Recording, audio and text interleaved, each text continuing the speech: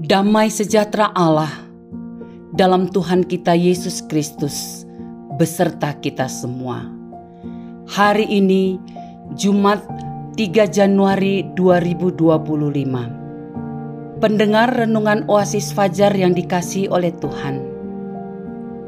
Sebelum kita melanjutkan pembacaan firman Tuhan dan renungan Oasis Fajar ini, mari kita berdoa. Ya Allah, sumber damai sejahtera, oleh karena kebenaran-Mu lah, maka kami ada saat ini, siap untuk mendengarkan firman-Mu. Di dalam nama Yesus Kristus, kami berdoa. Amin. Pendengar yang dikasihi Allah, pembacaan firman Tuhan terdapat dalam Kejadian 7 ayat 1 hingga ayat ke-5. Judul perikop air bah. Lalu berfirmanlah Tuhan kepada Nuh, "Masuklah ke dalam bahtera itu, engkau dan seisi rumahmu, sebab engkaulah yang kulihat benar di hadapanku di antara orang zaman ini. Dari segala binatang yang tidak haram, haruslah kau ambil 7 pasang, jantan dan betinanya. Tetapi dari binatang yang haram, 1 pasang, jantan dan betinanya.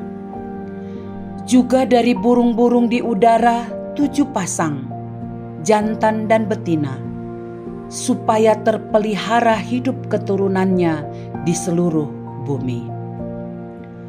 Sebab 7 hari lagi aku akan menurunkan hujan ke atas bumi 40 hari 40 malam lamanya. Dan aku akan menghapuskan dari muka bumi segala yang ada yang kujadikan itu."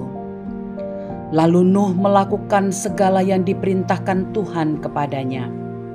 Pendengar yang dikasihi oleh Tuhan, judul renungan Oasis Fajar, benar dari yang jahat. Ayat penekanannya berkata, "Lalu berfirmanlah Tuhan kepada Nuh, masuklah ke dalam bahtera itu, engkau dan seisi rumahmu, sebab engkaulah yang kulihat benar di hadapanku di antara orang zaman ini." Ayat pertama. Hikmat Allah itu berbeda dengan hikmat dunia. Pada saat Allah berfirman kepada Nuh, hujan belum turun yang mengakibatkan banjir atau air bah. Tetapi Nuh taat dan langsung melakukan apa yang Tuhan perintahkan, karena Nuh sadar siapa dirinya di hadapan Allah. Bukan hanya Nuh yang mendapat kasih karunia Allah, tetapi juga seluruh keluarganya dan makhluk hidup lainnya yang tinggal di dalam bahtera. Walaupun ketaatan Nuh menimbulkan ejekan dan hinaan dari orang-orang di sekitarnya, namun ketaatan Nuh mendatangkan keselamatan baginya dan keluarga. Mereka terhindar dari murka Allah. Nuh hidup benar di tengah angkatan yang jahat itu. Untuk itu dibutuhkan ketaatan yang mutlak dan total. Nuh tidak mau menyerah dan dikalahkan oleh keadaan.